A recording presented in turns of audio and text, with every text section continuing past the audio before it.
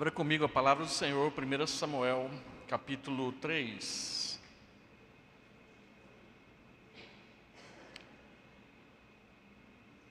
Primeiro Samuel, capítulo 3.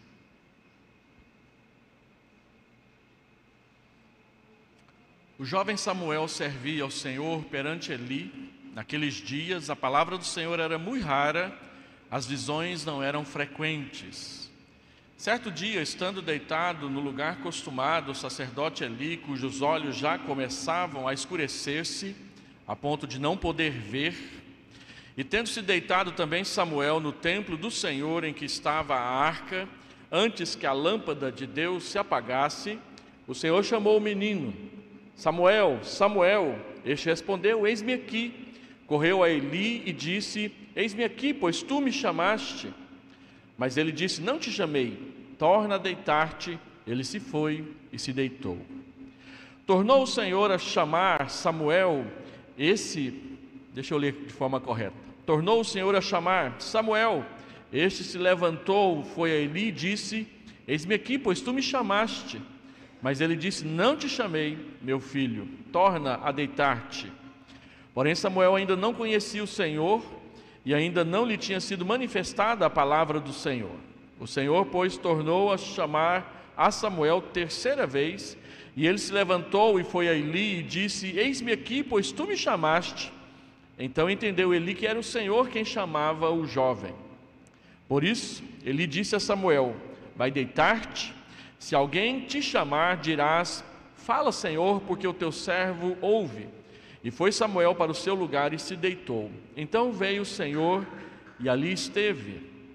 E chamou como das outras vezes: Samuel, Samuel. Este respondeu: fala, porque o teu servo ouve. Disse o Senhor a Samuel: eis que vou fazer uma coisa em Israel, a qual todo o que a ouvir lhe tinirão ambos os ouvidos. Naquele dia suscitarei contra ele tudo quanto tenho falado com respeito à sua casa. Começarei e o cumprirei, porque já lhe disse que julgarei a sua casa para sempre pela iniquidade que ele bem conhecia, porque seus filhos se fizeram execráveis e ele os não repreendeu. Portanto, jurei à casa de Eli que nunca lhe será expiada a iniquidade, nem com sacrifício, nem com oferta de manjares. Ficou Samuel deitado até pela manhã, e então abriu as portas da casa do Senhor, porém temia relatar a visão a Eli. Chamou Eli a Samuel e disse: Samuel, meu filho. Ele respondeu: eis-me aqui. Então ele disse: que é que o Senhor te falou? Peço-te que não encubras. Assim Deus te faça o que bem lhe aprouver, se me encobrires alguma coisa de tudo o que ele te falou. Então Samuel lhe referiu tudo e nada lhe encobriu.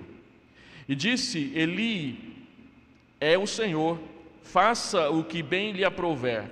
Crescia Samuel e o Senhor era com ele, e nenhuma de todas as suas palavras deixou cair em terra. Todo Israel, desde Dan até Berseba, conheceu que Samuel estava confirmado como profeta do Senhor. Continuou o Senhor a aparecer em Siló, enquanto por sua palavra o Senhor se manifestava ali a Samuel. Oremos. Senhor Deus, é a tua palavra que nós lemos, ela é a verdade e ela é a luz para os nossos caminhos, lâmpada para os nossos pés, é alimento para a nossa alma, é sustento na tribulação, na aflição. E é, Senhor Deus, o alimento que nós desejamos para esta noite. Por isso pedimos que o Teu Espírito que habita em nós e a Tua igreja, que Ele nos conduza não só na meditação, mas também no entendimento, para que a Tua palavra seja guardada no nosso coração e nós sejamos animados a obedecê-la para não pecar contra Ti. Ensina-nos, alimenta-nos, fortalece-nos pela palavra do Senhor. É a oração que nós fazemos no nome do Senhor Jesus. Amém. Em 1992, eu estava no meu segundo ano de ministério. E estava em Uruaçu,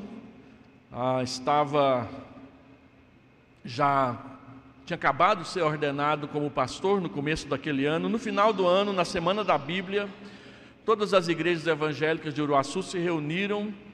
Nós resolvemos fazer cultos todos os dias, de segunda até o sábado, na semana da Bíblia. Então, dividimos as tarefas, cada igreja iria receber um pastor de outra igreja. Eu preguei numa igreja que não era a presbiteriana, um outro pastor pregou na nossa, e assim fizemos uma grande carreata no sábado à tarde, encheu a cidade, e por fim nós fomos parar lá na igreja do Evangelho Quadrangular, que tinha o maior templo da cidade, um templo com capacidade para mais ou menos umas 1.500 pessoas. O louvor começou às 6 da tarde, mas o sermão só começou às 9h30 da noite. E o pregador que nós convidamos não compareceu. Então, me pediram para que eu pregasse naquela noite. Enquanto o pregador da presbiteriana iria pregar e todo mundo sabia que não queria ouvi-lo, então eles esticaram o momento de cântico, foi dando oportunidade.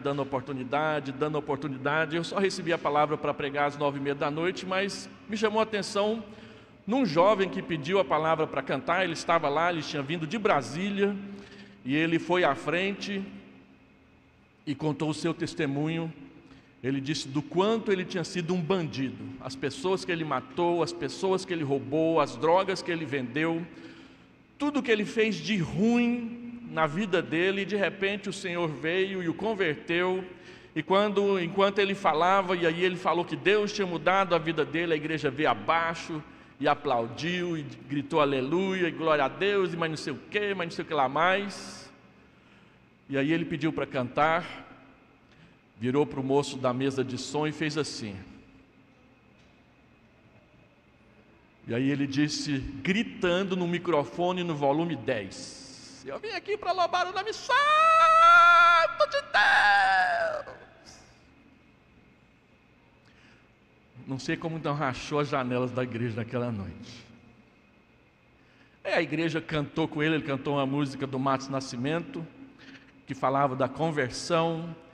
Foi um momento muito esquisito, mas foi muito bonito no final das contas ver aquilo acontecendo. E aí, quando a gente lê um texto como 1 Samuel 3, a gente fica pensando assim: o nosso costume é nos impressionarmos com conversões espetaculares de gente que veio da criminalidade, que passou por 10.300 peripécias antes de conhecer o Senhor Jesus, que se drogou, que se tatuou, que invadiu, que roubou, que matou, que enganou, e de repente o Evangelho o alcançou e a gente acha que isso é conversão. Mas essas crianças que ficam correndo pelos corredores da igreja, que tocam terror na junta diaconal, que fica subindo dentro das paredes do banheiro ali atrás, a gente acha que esses meninos não se converteram de jeito nenhum. Nós achamos que a vida deles é fraca, que a experiência deles com Deus é no mínimo ingênua, e que jamais eles vão ser aqueles crentes de verdade, porque eles não passaram por uma conversão espetacular, vinda do submundo, das drogas, do adultério, da criminalidade e da bandidagem. Mas a sua fé foi construída nos corredores da escola dominical, nos cultos domésticos feitos em casa, no discipulado que o seu pai, que a sua mãe, que o seu irmão, que o seu tio, que a sua avó, que o seu primo fez com ele para que ele conhecesse o Senhor Jesus Cristo.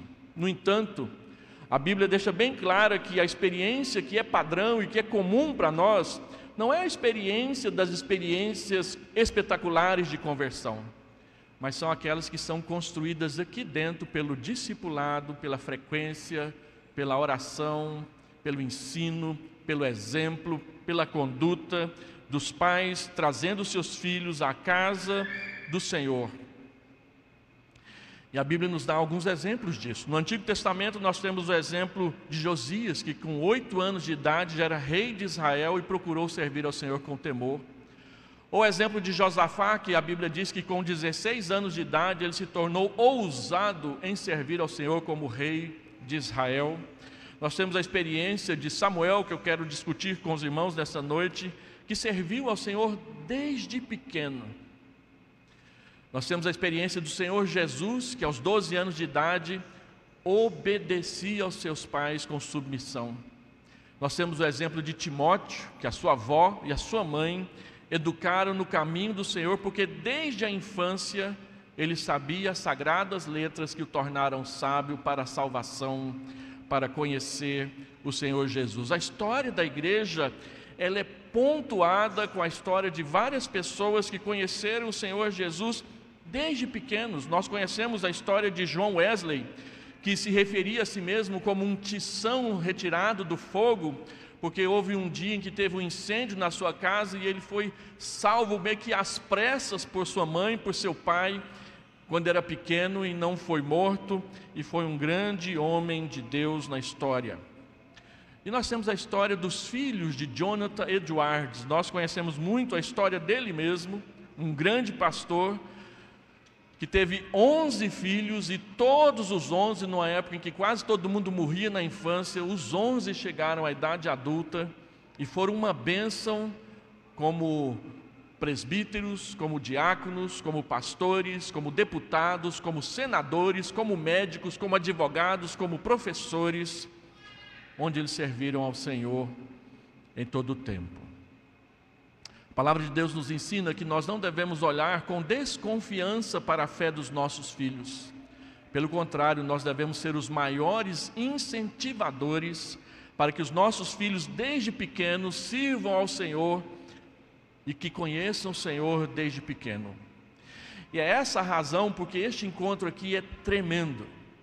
Ele é tremendo porque ele mostra para nós que Deus visita não somente homens e mulheres adultos ou jovens que estão desesperados, mas ele também visita crianças. Fala com crianças, abençoa crianças, converte crianças e chama crianças para que desde pequena elas possam servir ao Senhor. Lá na primeira igreja, uma vez, nós fizemos um vídeo para o Dia das Mães e pedimos para as crianças falarem a respeito do que eles gostavam na igreja e como que seus pais haviam tido participação nisso. E nos chamou a atenção o testemunho de um menino de 9 anos de idade. Ele disse assim: eu frequento essa igreja desde que eu era um feto na barriga da minha mãe. E está lá até hoje. Eu conheci a Edna. Edna é uma moça, hoje é uma senhora da minha idade, lá em Goianésia. Ela passou por todos os departamentos da igreja. Ela foi a presidente da Liga Juvenil, naquela época não era o CP. Ela foi a presidente da UPA. Ela foi a presidente da Mocidade. Ela atuou na SAF e era a voz mais bonita do coral da igreja. Uma das fotos mais interessantes que tinha no acervo da igreja era a sua mãe, Dona Anísia, segurando a Edna no colo em 1967, o ano que ela nasceu, ela é da minha idade, em frente ao templo da igreja em construção. A SAF fazia aqueles negócios de culto doméstico, aí tinha um caderno do culto doméstico, e quando a criança era apresentada na igreja, elas tiravam uma foto e pregavam na fotografia, e aquele caderno foi arquivado na igreja. E eu pude manuseá-lo 30 anos depois. E a Edna ainda estava lá. E a Edna ainda está lá, agora com cabelo branco, servindo ao Senhor naquela igreja há mais de 55 anos. A história de Samuel, meus irmãos, tem como pano de fundo o final do período de juízes. Ele mesmo será o último juiz e vai ser o primeiro profeta. É com ele que começa o movimento dos profetas em Israel. E é ele quem carrega consigo a fundação da primeira escola de profetas do povo de Deus. Nota-se, quando você lê o livro de 1 Samuel, no texto, que há intencionalmente um forte contraste entre a criação de Samuel por sua mãe e seu pai, Ana e Elcana, e a criação dos filhos de Eli, o sumo sacerdote, e qual foi o resultado dessa criação, de qual caminho elas tomaram. Apesar de Eli ser o sumo sacerdote, ser um homem muito piedoso, Eli errou na educação dos seus filhos. Seus filhos eram sacerdotes como eles, um deles seria o seu substituto, e a Bíblia diz, pela boca do próprio Deus, falando com Samuel, que eles se tornaram execráveis do seu testemunho. Samuel os repreendeu, mas a Bíblia diz que nada mudou no comportamento dele. Eli os repreendeu, mas nada mudou no seu comportamento, no que dizia respeito à mudança de vida. Por isso que Deus disse que havia alertado a Eli que iria trazer castigo sobre a sua casa, porque ele o repreendeu, mas ele não fez nada. O que quer dizer que quando você repreende seu filho e o comportamento dele não muda, perante Deus você não fez nada.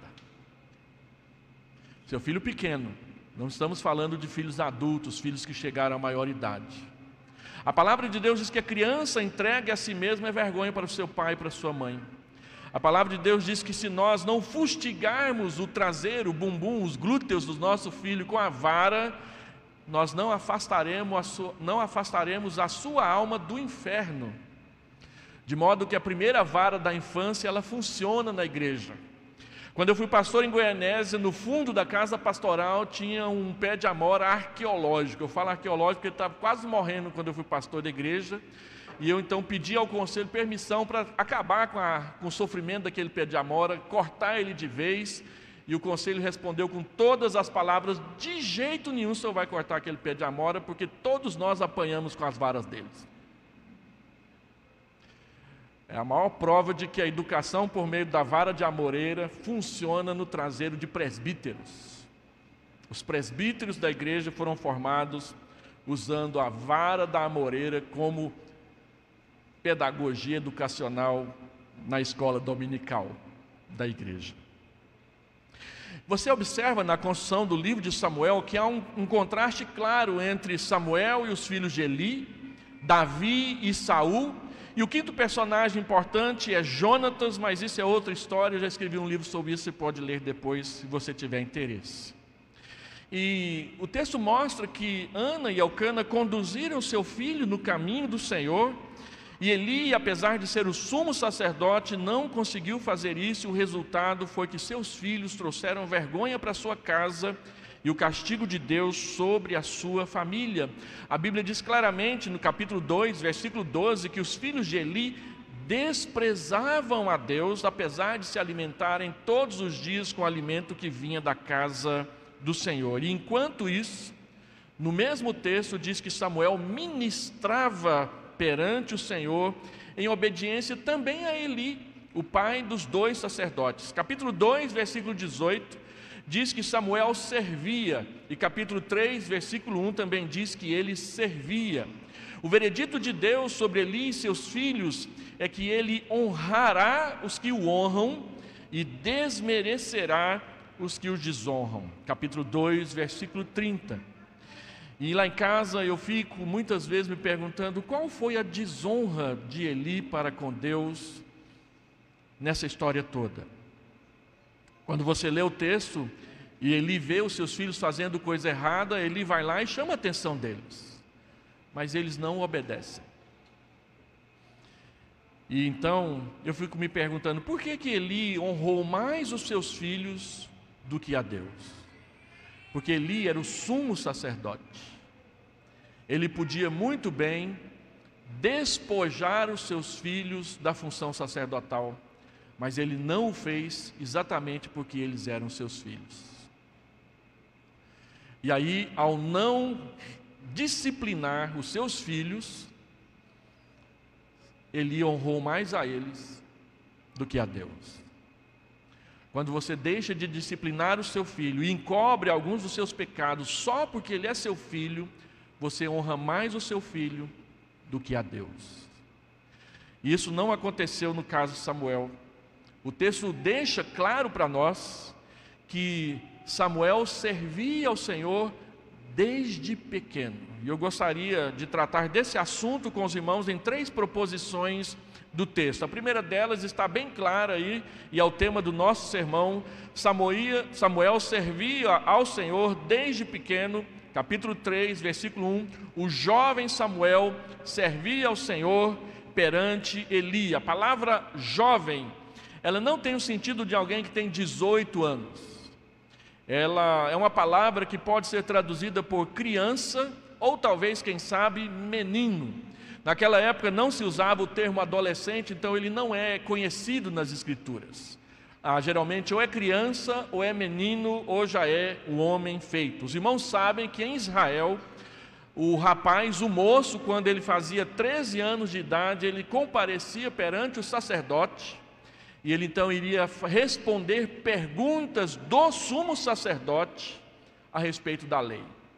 Se ele respondesse satisfatoriamente as perguntas, ele então passava pelo seu bar mitzvah, e ele então era declarado, e até hoje é assim em Israel, ele era declarado adulto, homem feito, já podia responder por suas atitudes e pelos seus crimes, inclusive. A maioridade em Israel não é 21 anos, não é 18 anos, a maioridade em Israel é 13 anos. Quem consegue responder a respeito da lei já é adulto. É o entendimento do Antigo Testamento. E assim então, a palavra de Deus diz que esse menino, essa criança, esse pequeno jovem que foi entregue aos cuidados de Eli por causa do voto feito pela sua mãe, os irmãos conhecem a história, já servia ao Senhor desde pequeno. E há 3 afirmações do texto que nós precisamos guardar no coração. Primeiro, diz que Samuel era jovem, ele era muito jovem. Ele era um menino, diz o versículo 4. Ele era um menino que ainda estava em fase de crescimento, vai crescer pelo menos até os 18 e aos 21 anos de idade, verso 19. O que nos dá a entender que Samuel não teria mais do que 10 ou 12 anos de idade nessa época. Capítulo 1, versículo 24, diz que ele era muito criança. Para nós, uma pessoa que é muito criança deve ter menos de 6 anos de idade, mais ou menos. E também diz no capítulo 2, versículo 18, que Deus veio visitá-lo quando ele ainda era menino. Então ele era muito jovem, era uma criança. Segundo, o texto diz que Samuel, sendo uma criança muito pequena, servia ao Senhor. Ele cumpria tarefas na casa de Deus. O sacerdote Eli estabelecia o que ele devia fazer. Ele varria, ele abria o tabernáculo, ele colocava as coisas no lugar, ele levava uma coisa daqui para ali, ele servia, ele estava à disposição, e ele tinha tarefas para fazer ali, e ainda era uma criança muito pequena. Será que nós damos tarefas para os nossos filhos fazer? Em casa? Ou é tudo a empregada ou você mesmo que faz? Quando eu era pequeno, minha mãe proibia a gente de sair da cama se a gente não arrumasse a cama. Tinha que sair da cama e tinha que deixar ela arrumada, porque tinha que ir para a escola. Então não era ela que ia lá arrumar a cama, era a gente que tinha que aprender a arrumar. Tinha irmão que não fazia não, mas eu aprendi a fazer desde pequeno, que ao sair da cama tem que arrumar a cama. Lá em casa tem uma regra: quem levanta primeiro faz o café, quem preguiçosamente fica na cama, coloca o lençol, a coxa, a sobrecoxa, aquele monte de travesseiro que as mulheres gostam de colocar em cima da cama, para depois ela me dizer: você fez tudo errado, mas está tudo bem. Tem que ter tarefas para as crianças. Samuel servia. Servir é submeter a sua vontade à vontade de outra pessoa. Os filhos de Eli, diz a palavra de Deus, não se importavam com Deus, mesmo sendo sacerdotes. Tudo era feito mecanicamente, com interesse. No entanto, a palavra de Deus diz que Samuel servia, ele se submetia ao Senhor desde pequenininho na sua casa. E ele o fazia perante Eli em terceiro lugar. Ele fazia obedecendo ordens objetivas do sumo sacerdote de Israel naquele tempo. O serviço prestado por Samuel acontecia debaixo da orientação de um líder espiritual colocado sobre ele. Nós aprendemos o que temos de fazer acatando as orientações da liderança que Deus coloca sobre nós, em casa os nossos pais, na igreja os nossos pastores, na sociedade os nossos prefeitos, deputados, senadores e líderes que estão colocados sobre nós. Isso vem de Deus, é a ordenança de Deus, e a Bíblia diz que a época mais estratégica para nós aprendermos isso é quando somos crianças. Não tem que esperar virar adulto para tentar ensinar alguma coisa. Tem que ensinar o mais cedo possível. Segundo, versículo 2 até versículo 18, mostra então que o Senhor chama Samuel. Deus vem visitar Samuel. A Bíblia diz no versículo 4 que Deus chamou o menino. No texto hebraico não aparece a palavra menino. A palavra que aparece é simplesmente Deus chamou Samuel. Samuel, Deus vem e chama pelo seu nome. Assim como quando Deus viu Moisés lá perto daquele lugar da sarça ardente, Deus disse: Moisés, Moisés. Quando Elias apareceu, Deus vem e diz: Elias. Quando ele está lá no Monte Horebe, Deus sempre nos chama pelo nome, porque Ele nos conhece. E Deus não conhece somente adultos, Deus conhece todas as crianças da igreja. Deus conhece o seu filho, a sua filha, o seu neto, a sua neta. Deus conhece cada bebê que é colocado nos berços do berçário da nossa igreja e da nossa casa. Embora Samuel tenha sido criado nos princípios de Deus, porque seus pais eram tementes a Deus, então o conduziram no caminho de Deus, a Bíblia diz claramente no versículo 7 que Samuel não conhecia o Senhor pessoalmente. Deus o conhecia, mas ele não conhecia Deus. Embora Samuel tenha sido criado nos princípios de Deus, ele ainda não conhecia o Senhor pessoalmente, e a palavra de Deus ainda não lhe tinha sido revelada nenhuma vez. Isso nos mostra, meus irmãos, que criar nossos filhos na presença de Deus não significa que se tornarão crentes automaticamente. Eles precisarão ter o seu encontro pessoal com Deus um dia. O melhor que os pais, o melhor que nós podemos fazer a favor dos nossos filhos é ensinar-lhes o caminho de Deus desde pequenos e esperar que Deus venha até eles cumprindo as promessas da aliança que Ele fez, quando Ele disse que Ele era o Deus dos nossos pais, dos nossos avós, o nosso Deus, mas que também seria e será o Deus dos nossos filhos, dos nossos netos, dos nossos bisnetos, até 1000 gerações. E Ele prometeu abençoar a nossa família por causa da nossa obediência até 1000 gerações para frente. E se você fizer as contas, de Jesus Cristo até nós, ainda não passamos por 100 gerações. 2000 anos ainda não deu 100 gerações. O que quer dizer que uma família, um ancestral nosso que obedeceu a Deus lá atrás, nós ainda estamos colhendo bênçãos deles até hoje. E se você for fiel, 1000 anos para frente, 1000 gerações para frente, Deus ainda pode e Deus vai, porque Ele prometeu abençoar a sua casa. Então, criar os nossos filhos no caminho do Senhor é simplesmente preparar toda a situação para que Deus, no momento oportuno, venha até eles. E assim, pessoalmente, ele ouça Deus e se entregue a Deus. E o seu papel é importante, porque é você que vai preparar o caminho, você que vai tornar as coisas mais fáceis, você é que vai tirar as pedras, os tropeços, as coisas que ficam nevoando diante dos olhos deles. Você vai tornar tudo claro para que quando Deus falar com ele, ele entenda. Então Deus vem falar com Samuel e ele não entende ainda.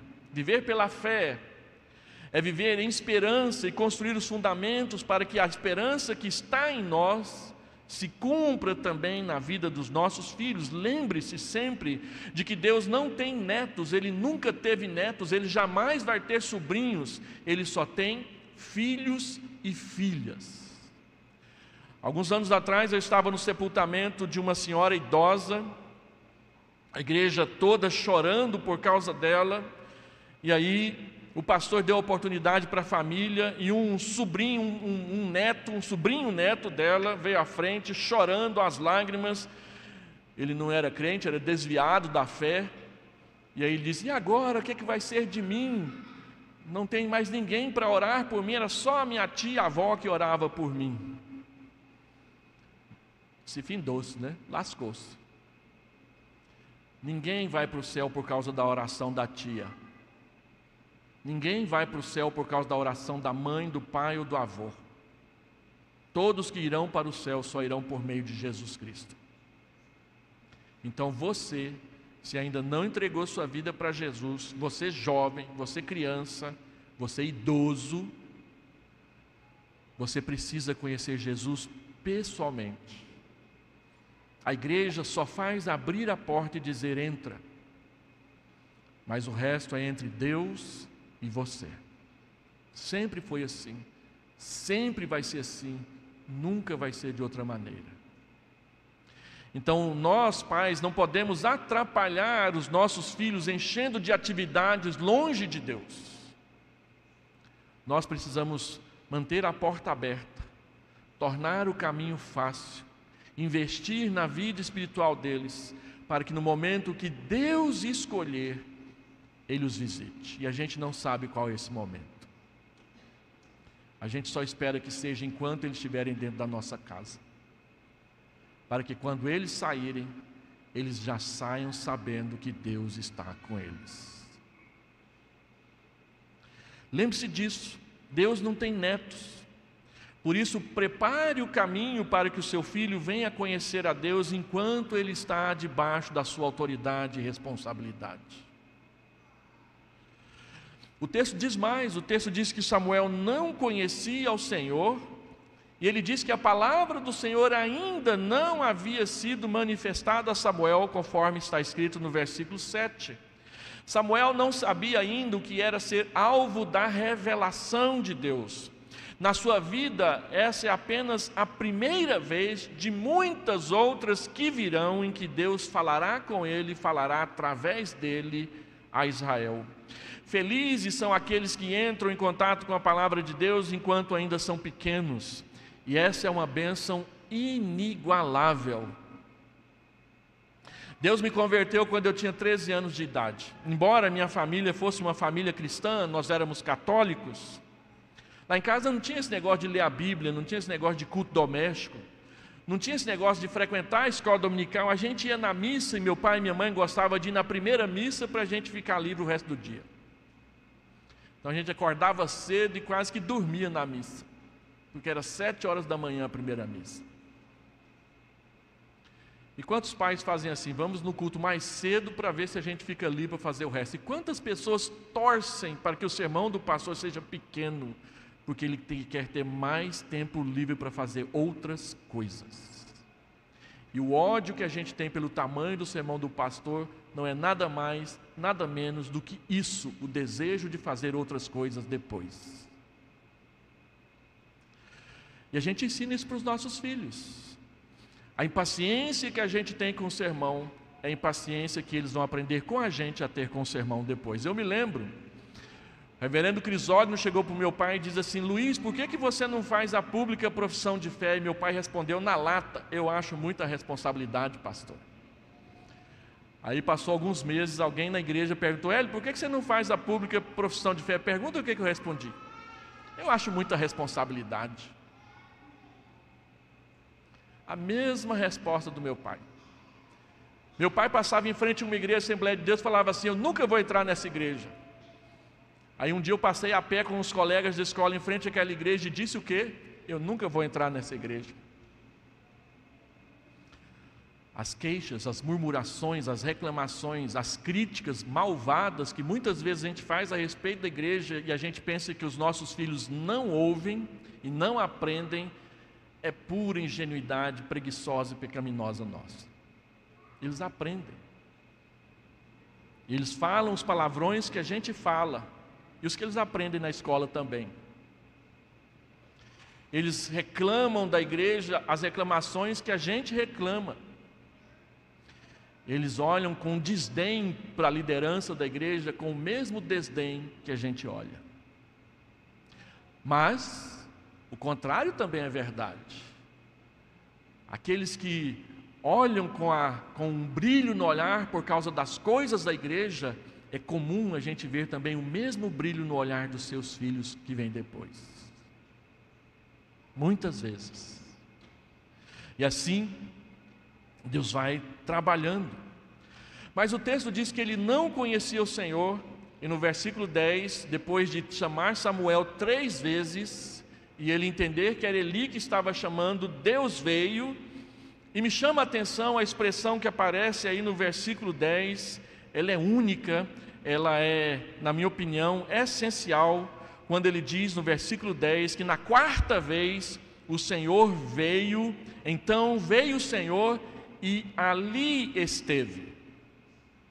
E chamou, como das outras vezes, Samuel, Samuel, e este então respondeu: fala, Senhor, que o teu servo ouve. Essa expressão, e ali esteve, ela aguça a minha imaginação.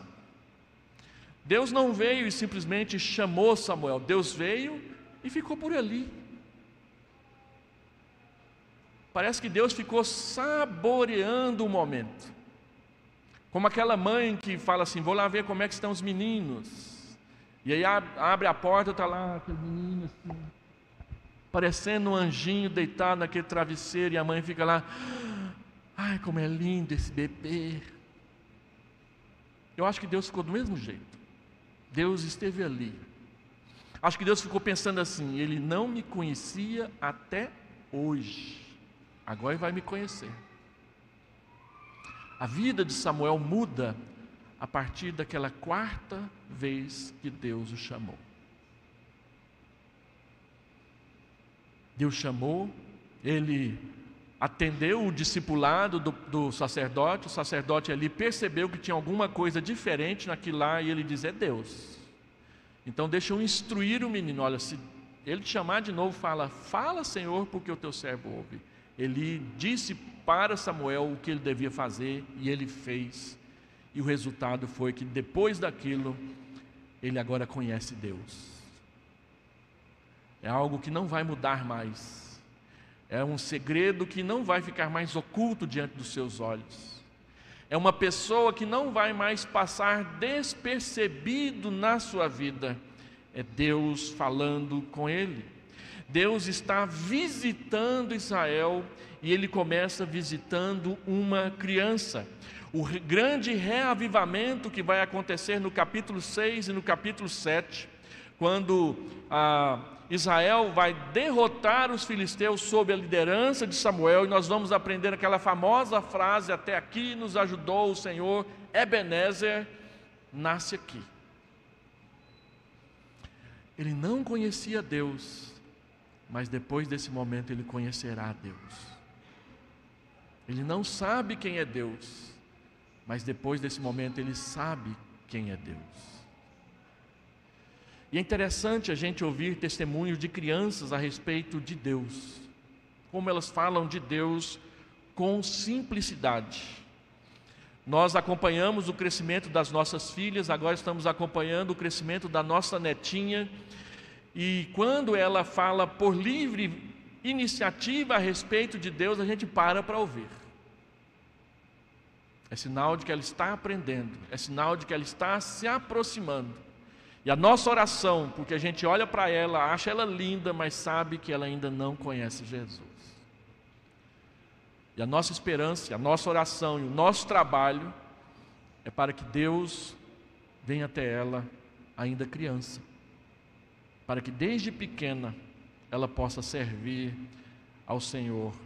E quando crianças começam a servir ao Senhor, as coisas começam a mudar na adolescência, na juventude e na idade adulta. Note A paciência de Deus. Deus chama uma vez e ele não entende. Deus chama a segunda vez e ele não entende. Deus chama a terceira vez e ele continua não entendendo. Mas quando Deus chama a quarta vez e ele recebeu a instrução adequada para aquele momento, ele dá a resposta adequada, Deus então fala com ele, e olha que o que Deus fala com Samuel é duro de uma criança ouvir e fazer.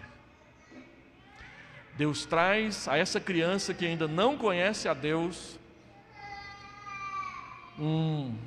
uma revelação dolorosa de ser passada para frente. Ele tem que anunciar castigo para uma família. E aí vem aquela história, será que as crianças não entendem mesmo o que a gente fala? Numa igreja, numa escola dominical, chegou a época de ensinar os 10 mandamentos, e aí a professora da classe pulou aquele mandamento que diz, não adulterarás. Pastor, as crianças não entendem isso não, vou explicar isso para elas não. Elas ficam na frente da televisão com você assistindo coisa pior do que explicar o que é não adulterarás. E aí nós ficamos infantilizando as nossas crianças, enquanto que o mundo lá fora fica adultizando e erotizando as crianças cedo. A grande acusação que a Xuxa carrega nas costas é que ela trouxe a erotização das crianças dos 13 anos para os 9.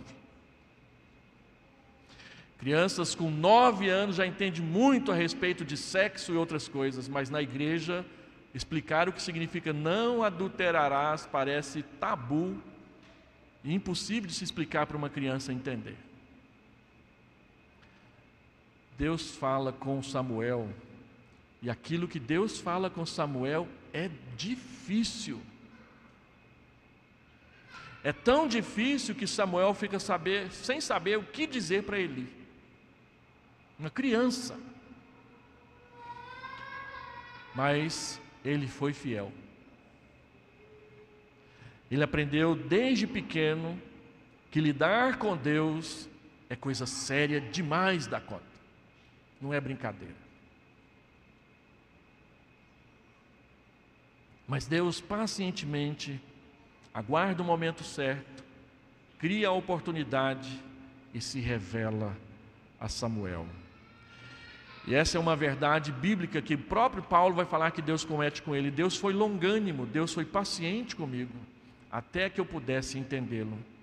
Calvino já dizia que nas Escrituras é como se Deus tratasse conosco como uma babá falando com um bebê.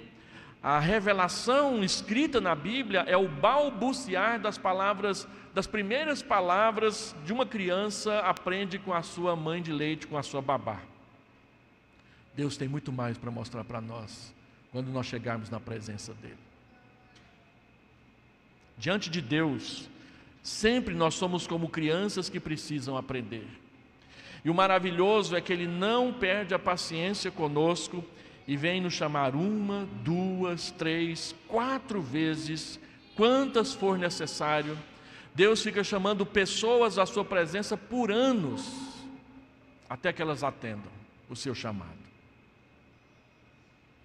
No fim das contas, nós pais, o máximo que nós podemos fazer é deixar os nossos filhos nas mãos de Deus, cientes de que Deus está com eles o tempo todo e que eles estarão com Deus aos seus cuidados sempre que nós não estivermos presentes.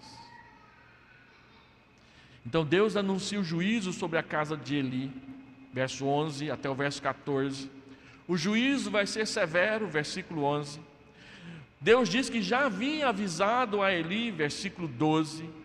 Eli e sua família serão castigados por causa da má criação e da conduta consequente disso dos seus filhos, versículo 13. E que o castigo será definitivo, versículo 14. E o que está escrito depois na invasão dos filisteus em Israel mostra como foi cruel a morte de Ofni e Finéias. E o desespero de Eli, quando soube que seus filhos estavam mortos, caiu para trás e rachou o crânio na parede, vindo a morrer também.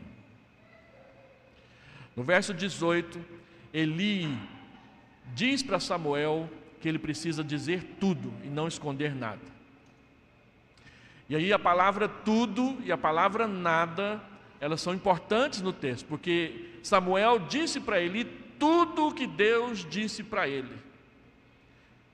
E Samuel não escondeu nada daquilo que Deus havia dito para ele. O que quer dizer que desde o início da nossa fé, o nosso compromisso é tudo ou nada com Deus. E ele foi fiel, ele referiu tudo e nada escondeu, versículo 18, daquilo que Deus havia dito para ele. Ele aprendeu desde cedo o significado de fidelidade à palavra de Deus, e ele será conhecido por isso no seu caminho. Eli, ao ouvir o duro discurso da revelação que Samuel recebeu no verso 18, ele diz o seguinte: é o Senhor, faça conforme a sua vontade. Eli era um homem piedoso, isso é um fato. O seu erro foi não disciplinar adequadamente os seus filhos, e quando eles vieram à idade adulta, e como eles já eram sacerdotes no tabernáculo, isso quer dizer que todos eles já tinham mais de 30 anos de idade. Um levita só podia começar a oficiar no tabernáculo depois que completasse 30 anos de idade. Essa é a razão porque Jesus Cristo começa o seu ministério aos 30 anos de idade, é para cumprir a lei. E eles quando chegaram aos 30 anos de idade, e depois disso, não eram homens bons. Mesmo que o seu pai fosse um homem piedoso. E aqui está mais uma verdade bíblica que a gente precisa aprender. Não é porque nós somos piedosos que automaticamente os nossos filhos serão também. Eles aprenderão a piedade se nós ensinarmos a piedade para eles. Não é só o exemplo. Tem que ensinar. Tem que dizer o que fazer. Para que Samuel pudesse entender que Deus estava falando com ele, Eli teve que colocar as palavras certas na sua boca. Senão, não aconteceria a mágica do encontro com Deus. Então nós temos tarefas. É um alerta para os pais de que porque são piedosos, isso não quer dizer que os seus filhos aprenderão a piedade automaticamente só pelo mero exemplo. Criar filhos piedosos envolve muito mais do que simplesmente levá-los ou trazê-los à igreja consigo. É preciso evangelizá-los, é preciso discipulá-los, é preciso discipliná-los na fé, para que o pecado não ganhe o seu lugar e o lugar da palavra de Deus nos seus corações. Terceiro e último lugar, versículo 19 a 21, depois de tudo isso que aconteceu, a Bíblia diz que o Senhor confirma o ministério de Samuel. Versículo 19 diz que o Senhor era com Samuel. A partir daqui, tudo que Samuel faz, a presença do Senhor é uma constante com ele. O centro da narrativa é clara. Tudo acontece porque Deus conduz Samuel. Samuel é quem, e não por si só mesmo, mas por causa daquele que o chamou, é que ele é quem ele é. Deixa eu fazer essa frase que é horrível. Samuel foi quem foi porque ele conheceu Deus. O seu papel, o seu lugar na história, o respeito que a história bíblica tem por ele, tudo acontece porque Deus era com ele.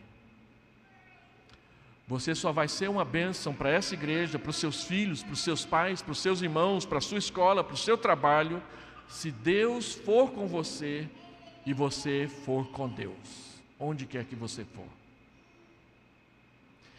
E o texto diz claramente que nenhuma das palavras que foram proferidas por Samuel caíram por terra.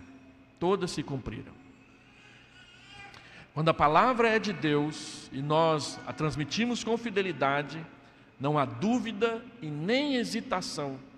Deus confirma a sua palavra com verdade como verdade, o que quer dizer que quando dizemos a palavra de Deus às pessoas, nós não precisamos temer o que vai acontecer, elas é que precisam. Todo Israel, diz o texto, sabia que Samuel estava confirmado como profeta de Deus, versículo 20. O testemunho da ação de Deus na vida daquele menino se tornou público, e à medida em que ele ia crescendo e amadurecendo, mais e mais as pessoas sabiam e confirmavam que Deus ia usar aquele homem para a sua glória e que nós precisamos ficar acompanhando isso. Todo mundo sabia, este menino aí, esse moço aí, esse rapaz aí vai ser um profeta de Deus. Quando se vive uma vida consagrada a Deus desde pequeno, o resultado esperado é certo e o testemunho acontece publicamente. Verso 21, o Senhor continuou a aparecer e a manifestar-se a Samuel depois disso. Deus não falou com ele quando era criança e depois só quando ele virou adulto. Deus, a partir desse momento, continuou falando com Samuel para o resto da sua vida. O que quer dizer que você pode ser um bom crente desde pequeno. Que esse negócio de que adolescente pode falar palavrão porque é cultural no Brasil é conversa diabólica na boca de quem não quer educar o seu filho e lavar a boca dele com sabão quando ele falar palavrão. Toma uma atitude, não deixe o seu filho entrar nesse caminho. Não vá por esse caminho para levar seu filho junto. Se você fala palavrão, aprenda a não falar para que o seu filho não fale também. E outras coisas mais. Mentiras, trapaças, promessas não cumpridas.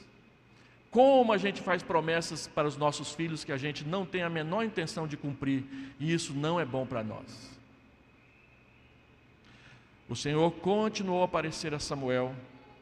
Então eu quero concluir dizendo algumas coisas para os irmãos aqui na igreja. Primeiro, que os pais criem seus filhos nos caminhos de Deus, para que no momento oportuno Deus se revele a eles e eles conheçam a Deus pessoalmente.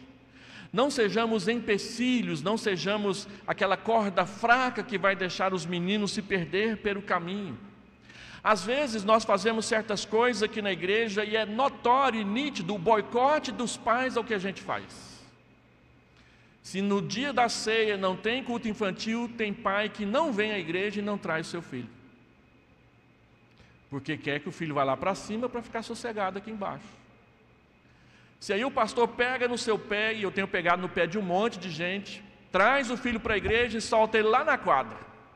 Então o pastor vai e manda o diácono colocar um cadeado na quadra. Pode me odiar à vontade, mas seu filho tem que ficar aqui dentro com você. E é você que tem que dar conta dele. Não é o pastor, não é o diácono, não é o irmão que está perto, é você. É obrigação sua. Porque Deus vai cobrar isso, é de você, não é de mim não. Aí eu passo, um pai fala assim: menino, faz não que o pastor briga. Não vou brigar de jeito nenhum, vou brigar com você. Para com esse negócio de fazer seu filho virar inimigo do pastor. Eu quero ser amigo dele. Eu quero que ele cresça comigo. Eu quero que ele me ame e que ele me permita casá-lo aqui na igreja quando ele ficar mais velho e eu ainda tiver gagazinho. Me dá essa bênção, pelo amor de Deus. Segundo, que nós estejamos todos conscientes de que Deus não tem netos, Ele tem filhos, e você precisa ser instrumento de Deus para que o seu filho, a sua filha, se torne filho de Deus. Mas a todos quantos o receberam, deu-lhes o poder de serem feitos filhos de Deus, a saber, os que creem no seu nome. O seu filho, a sua filha, o seu neto, o seu sobrinho, só será filho de Deus no dia em que ele receber Jesus como seu Salvador. Só nesse dia, antes não. Então, os filhos adolescentes que foram batizados na infância precisam saber que Deus é paciente, mas Ele aguarda uma resposta sua a respeito do seu chamado.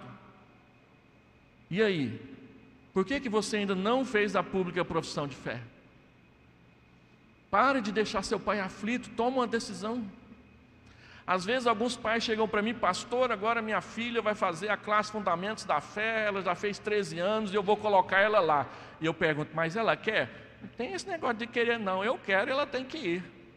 Ué, mas ela não vai ser filha de Deus porque vai fazer pública profissão de fé. Ela vai fazer pública profissão de fé porque já é filha de Deus.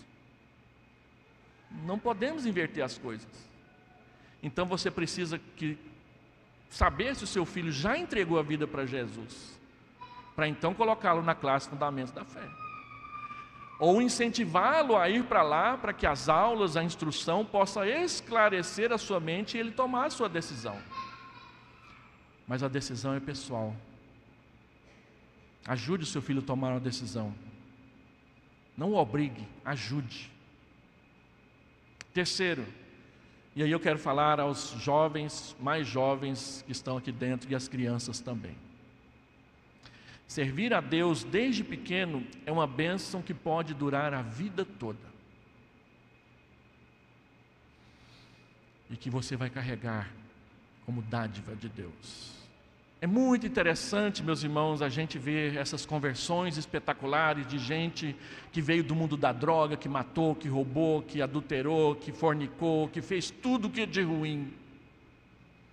Mas melhor é saber que o ensino bíblico funciona na vida daqueles que desde pequenos são dedicados ao Senhor para a sua glória. Por isso, então, eu já dei a dura nos pais, mas agora eu quero alisar um pouquinho a sua cabeça. Não desista, não desanime, não fraqueje. Continue trazendo seu filho à igreja, continue ralhando com ele para ele deixar o celular de lado e vir ouvir o sermão do pastor. Continue disciplinando, continue sendo um pai forte, firme, saudável. Continue ouvindo a porta do quarto do seu filho bater. Eu lembro quando a porta do quarto da minha filha batia por causa de coisa da igreja. Aí no outro dia ela chegava e me abraçava e falava, então está valendo. Pode bater à vontade, pode falar que a igreja é ruim à vontade, mas aqui, com todos os defeitos que essa igreja tem, é um lugar geograficamente abençoado, porque o culto é feito para a glória de Deus. É melhor estar à porta da casa do Senhor do que estar nas tendas da perversidade. E eu termino contando uma história pessoal. Uma vez, uma senhora da igreja convidou a minha filha para um aniversário da filha dela, e eu levei. Compramos um presente, ela pediu para comprar um vestido novo, e aí eu cheguei lá, 4 da tarde, no sábado, e estava rolando o maior funk, uma festa de uma menina de 8 anos de idade, filha da igreja. Tudo escuro, luz piscando para tudo quanto é lado, uma música não cristã de péssima qualidade. Nós fomos até lá, entregamos o presente para a menina aniversariante. Na hora que eu deixei minha filha lá, eu falei assim, ai meu Deus do céu, onde que eu estou deixando minha filha? Parece a caverna do rei Adulão. Fui até o portão do prédio e voltei, peguei minha filha, com as mãos dadas, saí na frente de todo mundo daquela festa, e os pais olhando com aquela cara de, o que o pastor está fazendo, meu Deus do céu? Que vergonha, que vexame. Mas eu não tive coragem de deixar minha filha lá. Não tem cabimento uma coisa dessa. E dou graças a Deus porque eu tive coragem de voltar lá e buscá-la. Dê graças a Deus quando você faz igual. Vamos orar?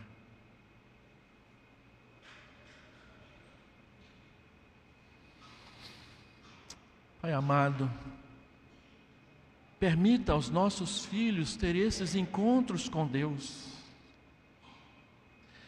Permita aos nossos filhos ouvir a Tua voz, deitados na sua cama.